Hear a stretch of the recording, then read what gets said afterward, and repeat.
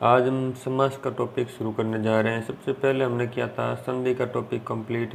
संधि का संपूर्ण टॉपिक स्वर संधि में दीर्घ संधि, गुण संधि, यण संधि, अयादि संधि यानी सभी संधि पर रूप संधि, ये पूर्व रूप संधि यानी 7 संधि का कंप्लीटली हमने एक वीडियो बना के यानी 2 पार्ट में वीडियो बना के अपलोड कर दिया है, जिसका भी लिंक आपको डिस्क्रिप्शन बॉक्स में मिल जाएगा। और शुरू करने से पहले जिसने सब्सक्राइब नहीं किया है प्लीज़ सब्सक्राइब कर दीजिए, ताकि आपको डेली नया नोटिफिकेशन मिलता रहे जो भी हम टॉपिक करवाए नहीं। और वीडियो को लाइक ज़रूर करें ताकि हमें मोटिवेशन मिलता है कि हाँ जो मैं कर रहा हूँ किसी के काम आ रहा है। तो आप लाइक ज़रूर करें और अपने दोस्तों के साथ शेयर ज़रूर करें। तो सबसे पहले हम समास कितने होते हैं? 5 प्रकार के समास होते हैं। सबसे पहले हम शुरू करते हैं अवयव समास को।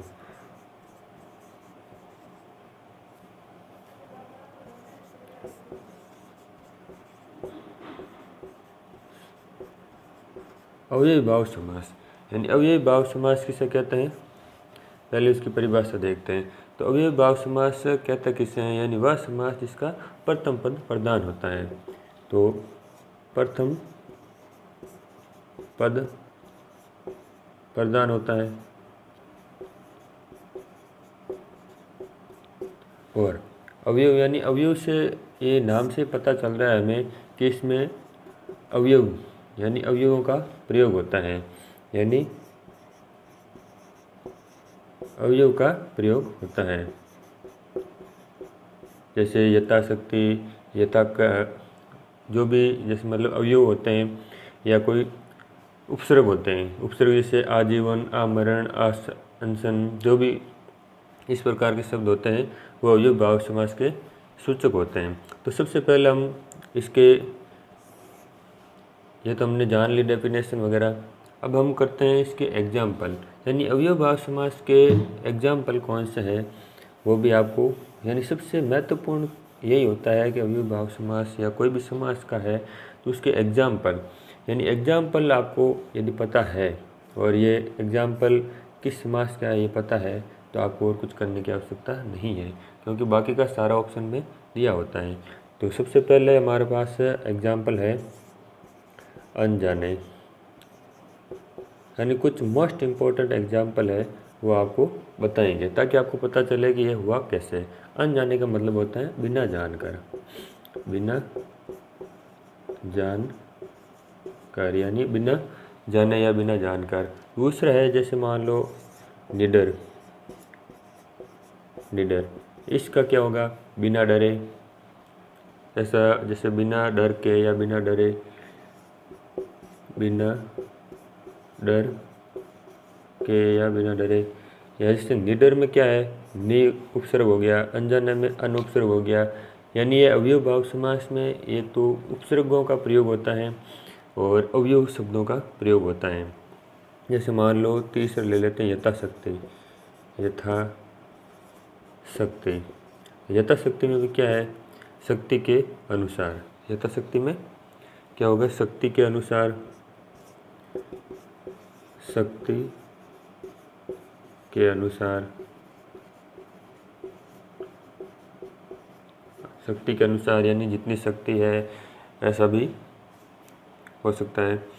और वो ले लेते हैं, बहुत ही अच्छे अच्छे एग्जाम्पल लेते हैं, जैसे रातों रात, रातों रात यानी हाँ रातों रात में इसका हो जाएगा रात ही रात में, रात ही रात में। तो इस प्रकार से आपने ये 4 एग्जाम्पल दिए हैं, और भी एग्जाम्पल आपको बता देते हैं। जैसे रातों रात का दिनों दिन भी हो सकते हैं, दिनों दिन, इसका भी हो जाएगा दिन ही दिन, दिन ही दिन में। फास्टली लिख रहा हूँ ताकि आपको समय व्यस्त ना हो। ज़्यादा समय व्यस्त करने से अच्छा है कि कम समय में ज़्यादा कुछ बताना। नया समास लेने से अगला नया समास ले लेते हैं, और तब तक आप लाइक ज़रूर कर दें और सब्सक्राइब कर दें, अपने दोस्तों के साथ शेयर कर दें। तो अगला समास है हमारे पास तत्पुरुष समास। तो तत्पुरुष समास शुरू करते हैं हम।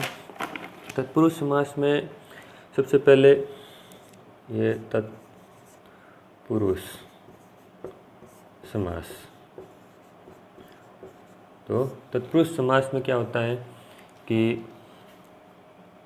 तत्पुरुष समास में उत्तर पद अर्थात द्वितीय पद की दृष्टि से प्रधान होता है, यानी उत्तर पद है वो द्वितीय पद की दृष्टि से प्रधान होता है। इसमें तत्पुरुष समास में यानी अलग अलग कारक होते हैं, जैसे कर्ता कारक को छोड़कर कर्म, करण, संप्रदान, संबंध, ये सब अलग अलग कारक होते हैं। इस अलग अलग कारक के हम एग्जाम्पल आपको बताएंगे। तो इसकी डेफिनेशन ज़्यादा कुछ है नहीं, तो सबसे पहले हम बता देते हैं कि कर्ता कर्म जिसका मतलब ये संबोधक चिन्ह होता है वो क्या होता है, ताकि आपको ये चिन्ह मिले तो सीधा आपको पता चल जाए कि ये कौन सा समास है, तत्पुरुष समास है। तो सबसे पहले कर्ता तो आएगा नहीं, क्योंकि कोई भी वाक्य होता है उसमें कर्ता आता है। तो सबसे सीधा पहले कर्म, कर्म का होता है, कर्म के मतलब जो जिस वाक्य में कर्म का प्रयोग होता है उसमें को का प्रयोग होगा। और दूसरा इसके सभी के अलग अलग एग्जाम्पल भी आपको बताएंगे। कर्ता ने कर्म को करण से, करण का आ जाएगा से। तीसरा होगा संपादान, संपादान, कर्ता ने कर्म को करण से संपादन के लिए, संपादन के लिए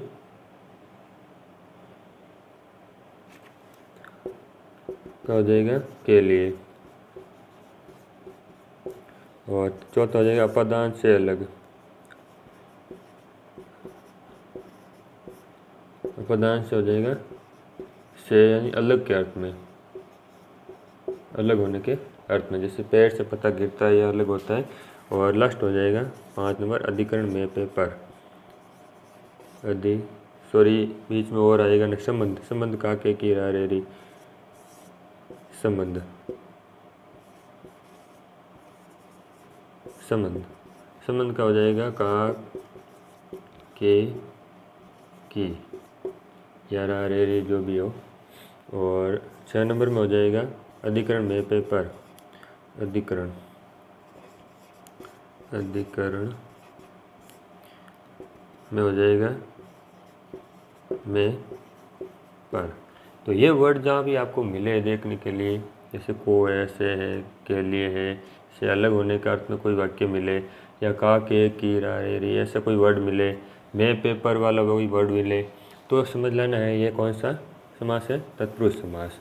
तो इस सब के उदाहरण हम देखने वाले हैं, क्रम से लगाकर अधिकरण में पेपर तक के सारे उदाहरण हम आपको बताएंगे। तो सबसे पहले क्रम कारक के उदाहरण कौन कौन से हैं वो आपको बताएंगे।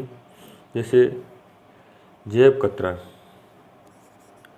जेब कतरा, जेब कतरा को कैसे लिखेगा, जेब को कतरने वाला, जेब को कतरने वाला, जेब को कतरने वाला, जेब को कतरने वाला यानी ये हो गया कर्म कारक।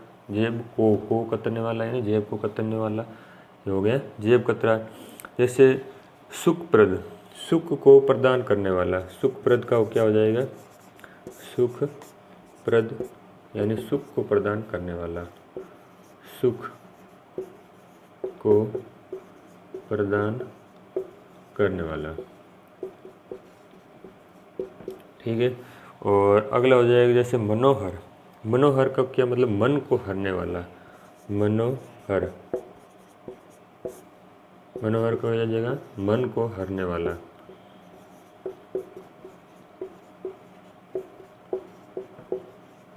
मन को हरने वाला, ये हो गए कर्म कारक के। अब देख लेते हैं कुछ करण कारक भी। करण कारक में क्या है, जैसे मान लो मन मानी यानी मन से मानी, मन मानी, मनमानी वर्ड का क्या होगा, मन से माने, मन से माने, ये हो गया मनमानी। और कौन सा देख लेते हैं हम, रस भरी, रस भरी, रस भरी का क्या हो जाएगा, रस से भरी, यानी ये हो गया करण कारक के भी उदाहरण। तो और देख लेते हैं हम करण कारक के बाद में संपादन का।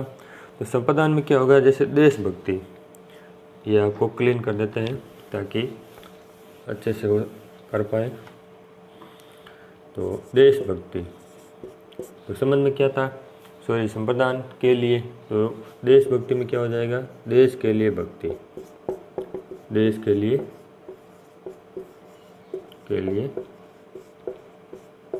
भक्ति। ठीक है, और एग्जाम्पल ले लेते हैं, रसोई घर, रसोई घर, तो इसका क्या हो जाएगा, रसोई के लिए घर, रसोई के लिए घर, यानी के लिए अर्थ आ गया ना आपका, तो ये हो गया संप्रदान, रसोई के लिए घर। जिसने लाइक नहीं किया है लाइक कर दें, और जो सब्सक्राइब नहीं किया हो सब्सक्राइब ज़रूर कर दें। इसी से हमें आपको अच्छा करने के लिए मोटिवेशन मिलता है। अब है अपदान। अपदान पुरुष में क्या होगा कि अपदान में से अलग, यानी किसी से अलग होने के अर्थ में बताएंगे। जैसे जाति भ्रष्ट, जाति भ्रष्ट यानी जाति से भ्रष्ट, जाति से भ्रष्ट, यानी ये जाति से भ्रष्ट का मतलब हो गया जाति से अलग हो गया। अब ये भ्रष्ट है जाति से। धर्म विमुख, धर्म से विमुख, धर्म विमुख, धर्म विमुख का मतलब क्या हो गया, धर्म से विमुख, धर्म से विमुख। ठीक है, तो दो चार एग्जाम्पल ही करेंगे क्योंकि एग्जाम्पल बहुत ज़्यादा है और आपका बहुत ज़्यादा समय भी जाएगा। अब है संबंध काके की रारे री, उसमें 2-3 एग्जाम्पल देख लेते हैं। जैसे भूकंप, भूमि का कंपन, भूकंप, इसमें क्या काके की रारे री है, तो भूमि का कंपन, भूमि का कंप या कंपन जो भी हो। और मतदान, तो मतदाता या मतदान का हो जाएगा मतदाता, मतदाता का हो जाएगा मत को दान करने वाला, मत का दान या मत को दान करने वाला, ये हो जाता मतदाता। मतदाता के बाद में 1-2 एग्जाम्पल और कर लेते हैं। जैसे देश बंधु, देश बंधु, देश बंधु क्या हो जाएगा, देश का बंधु, देश का बंधु। तो इन एग्जाम्पल से आपको पता चल गया होगा कि इसमें जैसे का है, को है, का है, तो ये आ रहे हैं। तो अब देख लेते हैं अधिकरण में पे पर। तो अधिकरण का एग्जाम्पल होगा जैसे धर्म रथ, धर्म में रथ,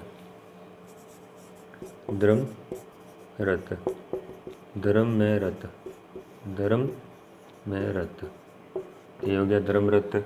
और आत्मनिर्भर, आत्म पर निर्भर, आत्म निर्भर,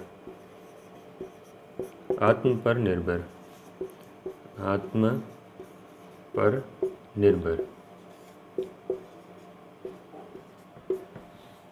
और एग्जाम्पल देख लेते हैं। आप बीती, यानी ये सिर दर्द देख लेते हैं, सिर दर्द, सिर दर्द, सिर दर्द का क्या हो जाएगा, सिर में दर्द, सिर में दर्द। अधिकरण में पे पर हो गया ना, में, और इसमें पर। और देशवासी, देशवासी देख ले, देश में वास करने वाला, देशवासी क्या हो जाएगा, देशवासी, देश में वास करने वाला, देश में वास करने वाला। वीडियो भले ही बड़ा बने पर लेकिन अच्छा बनेगा, क्योंकि कुछ अच्छा करने के लिए कुछ संघर्ष भी करना पड़ता है। देश में वास करने वाला।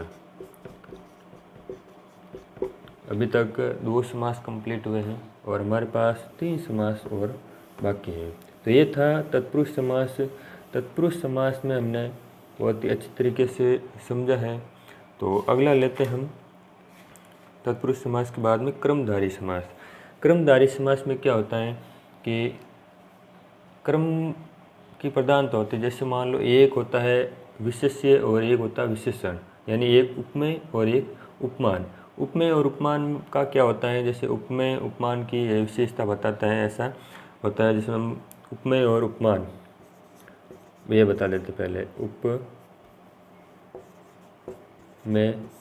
और उपमान, इन दोनों का अर्थ क्या होता है। उपमेय का अर्थ होता है, उपमेय का मतलब होता है वह वस्तु या व्यक्ति जिसको उपमा दी जाती है। यानी उपमेय का मतलब होता है जिसको उपमा दी जाती है, जिसको उपमा दी जाती है, दी जाती है।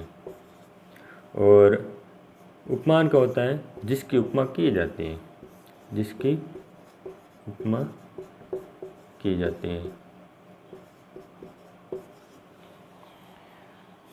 उपमान का हो जाएगा जिसकी उपमा दी जाती है, यानी जिसकी दी जाती है। जिसकी उपमा मतलब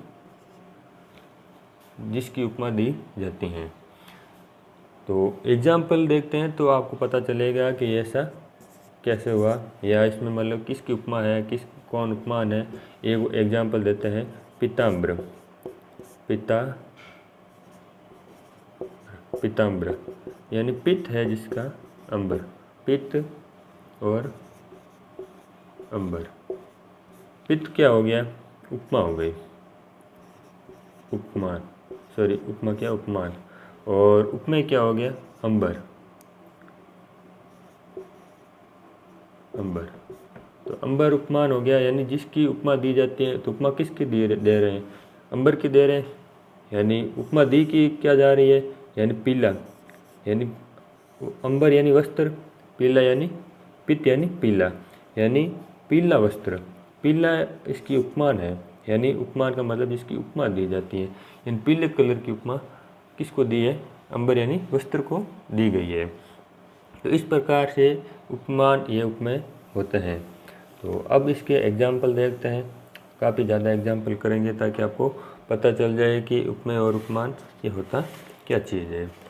तो महाजन, महान है जो जन, महाजन, महाजन का क्या हो जाएगा, महान है जो जन, यानी जन की उपमा दी है कि वो महान है। क्या है, वो महान है। तो ये उपमेय और उपमान अलग अलग हो गया। अब है नील गाय, नील गाय। नील गाय का मतलब क्या है, नीली है जो गाय, नीली है जो गाय। ठीक है, नीली है जो गाय, यानी गाय की उपमा है कि वो नीली है। ठीक है।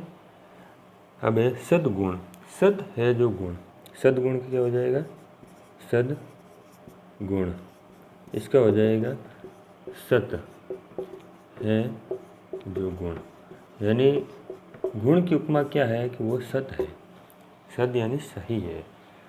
नेक्स्ट है, और क्या ले लेते हैं, खड़ी बोली, खड़ी बोली, यानी खड़ी है जो बोली, खड़ी है जो बोली। ये बोली की उपमा है कि वो खड़ी है। यानी इस प्रकार की जो उपमेय और उपमान की बात आए तो आपको बिना कुछ देखे ही क्या कर देना है, क्रमधारी समास कर देना है। और कर्मधारी समास के बाद में अब आएगा द्विगु समास। कर्मधारी समास कंप्लीट हो गया, अब है द्विगु समास। द्विगु समास में क्या होता है कि दोनों पद प्रधान होते हैं, सॉरी ये द्वंद्व समास में होता है। द्विगु समास में क्या होता है कि संख्यावाचक पद होते हैं, जैसे द्विगु समास, द्विगु समास। द्विगु समास में संख्यावाचक पद होते हैं, जैसे त्रिलोक, त्रिरत्न, चतुर्भुज, ऐसे शब्द होते हैं। तो उसमें संख्यावाचक जब भी पद मिले आपको तो आप आँख मूंद के आपको क्या कर देना है, द्विगु समास कर देना है। और द्वंद्व समास में भी ऐसे पद आते हैं पर लेकिन द्वंद्व समास में वो दोनों पदों की प्रधानता होगी, यानी एक पद प्रधान नहीं होगा, उसमें एक पद प्रधान होता है। और इसमें द्विगु समास में समाहार या समूह पद का मतलब बोध होता है, जैसे किसी का समूह चार, जैसे त्रिलोक, तीन लोकों का समूह, तो इसमें समूह पद का बोध होता है। तो आपको समझ जाना है कि द्विगु समास है। समूह, समूह यानी समाहार या समूह, जो भी पद में आपको समूह या समाहार मिले तो आपको देख लेना कि द्विगु समास है। तो इसके एग्जाम्पल देखते हैं। त्रिकाल, त्रिकाल यानी तीन कालों का समूह, तीन कालों का समूह, यानी ये समूह जहाँ पे मिले तो आपको समझना है कि ये द्विगु समास है। और एक है संख्यावाची पद। संख्यावाची पद कहीं ना भी मिले तो फिर भी मतलब ये द्विगु समास समूह के हिसाब से भी हो सकता है। जैसे समूह होगा तो एक दो तीन, यानी किसी न किसी वर्ड में आपको मतलब संख्यावाची पद जरूर मिल जाएगा। जिसने सब्सक्राइब नहीं किया सब्सक्राइब कर लें और लाइक ज़रूर कर दें, इससे हमें मोटिवेशन मिलता है और आपके लिए कुछ अच्छा करने की कोशिश करते हैं हम। तो नेक्स्ट है त्रिवेदी, ये भी हो गया। चतुर्पक्षी, देवत्रयी, ऐसे काफ़ी शब्द है। अठन्नी, अठन्नी का हो जाए, एक एग्जाम्पल ले लेते हैं। अठन्नी यानी आठ आने, आठ आने का, आने का, आठ। अठन्नी के बाद में एक एग्जाम्पल ले लेते हैं। नवरत्न, नवरत्न, नवरत्न का मतलब हो जाएगा नौ, ये इसमें आठ आने का समूह कर देते हैं यहाँ पर, समूह, और नौ रत्नों का समूह, नौ का समूह। तो इस प्रकार ये द्विगु समास भी आपको बहुत ही अच्छी प्रकार से समझ में आया होगा, क्योंकि इसमें ज़्यादा कुछ है ही नहीं। द्विगु समास में एक तो समूह पद का पद ध्यान रखना है और एक संख्यावाची पद का ध्यान रखना है। और अब नेक्स्ट है द्वंद्व समास। द्वंद्व समास में क्या होता है, दोनों पदों की प्रधानता होती है। द्वंद्व समास, द्वंद्व समास, द्वंद्व समास में क्या होता है, दोनों पदों की प्रधानता होता है। जैसे माता पिता, अब माता और पिता में किसकी प्रधानता या किसको एक अलग माने, दोनों पदों की प्रधानता होगी। इसके सीधे एग्जाम्पल देते हैं। ये तो डेफिनेशन हमने बता दी है कि दोनों पदों की प्रधानता होती है, इतना ही ध्यान रखना आपको। एग्जाम्पल लेते हैं, जैसे माता पिता, माता पिता, इसका मतलब समूह समास विग्रह कैसे होगा, माता और पिता, माता और पिता, पिता, यानी जहाँ पर और व का ऐसा कुछ मिले जिसको मतलब दोनों पदों को अलग अलग करता है पर लेकिन दोनों में मतलब कोई विशेषता अलग अलग नहीं हो, जैसे माता और पिता दोनों को अलग अलग बताना, ऐसे समूह। और ले लेते हैं जैसे राधा कृष्ण, राधा कृष्ण, तो इसमें क्या हो जाएगा, राधा और कृष्ण, राधा और कृष्ण।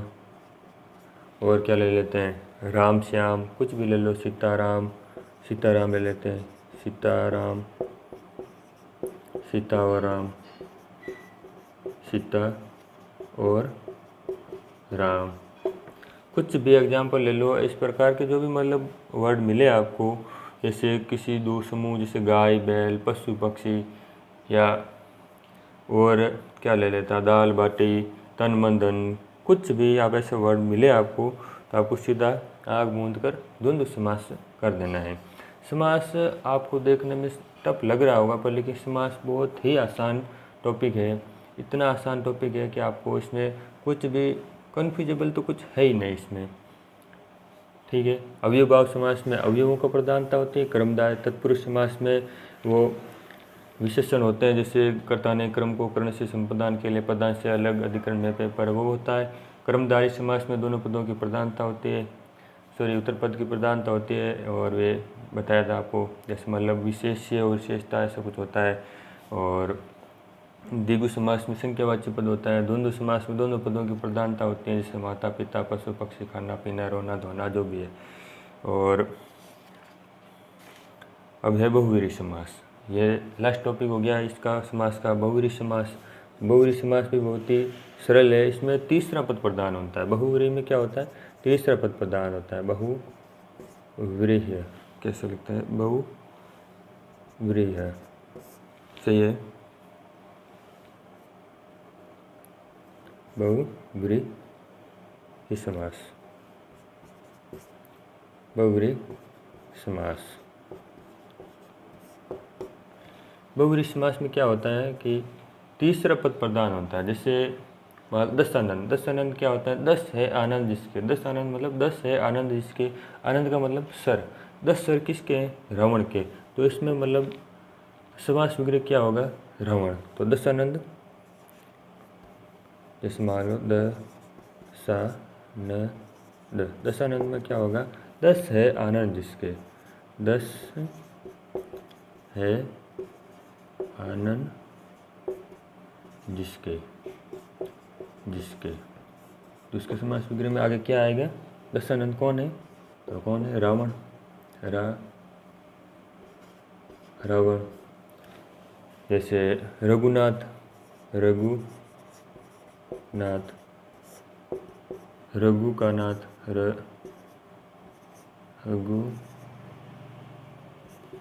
का नाथ। रघुनाथ कौन थे? राम थे। और क्या दें?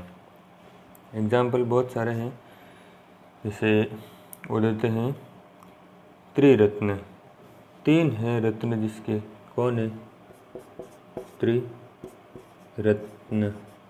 त्रिरत्न किसके? 3 है रत्न जिसके। कौन है? शिव। तो ऐसे एग्जाम्पल आपको कुछ पढ़ के सुना देते हैं। जैसे माधव यानी मधु राक्षस को मारने वाला, तो कौन है? कृष्ण। द्वारकाधीश, द्वारका के देश हैं जो, कौन है? कृष्ण। चतुर्भुज, चतुर्भुजाएं हैं जिसकी, कौन है? विष्णु। रामपति, राम का पति है जो, कौन है? रमा का पति है, कौन है? विष्णु है। शेष सही यानी शेष नाग पर शयन करने वाले, तो कौन है? वो भी कृष्ण है या विष्णु है। गरुड़ वाहन, गरुड़ है वाहन जिसका, तो वो कौन है? वो भी कृष्ण है या विष्णु है। और रघुनाथ, ये बता दिया हमने।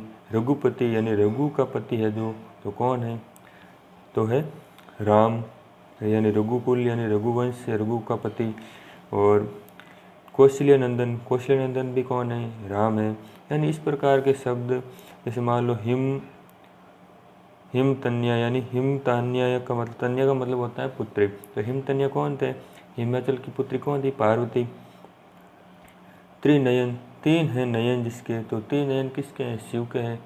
तो यानी ऐसे बहुत सारे है वर्ड जिसके आपके मतलब अलग अर्थ निकलते हैं। जैसे अंगराज, अंगराज कौन था? अंगराज कर्ण था, यानी अंग देश का राजा। जो अंग देश का राजा कौन था? कर्ण था। तो इस प्रकार आशा करता हूँ कि आपको समास का टॉपिक बहुत ही अच्छी प्रकार से समझ में आया होगा।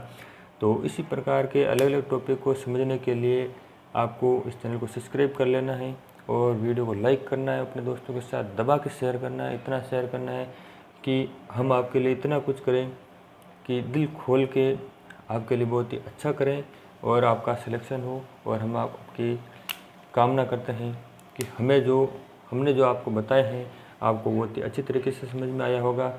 और इसी आशा के साथ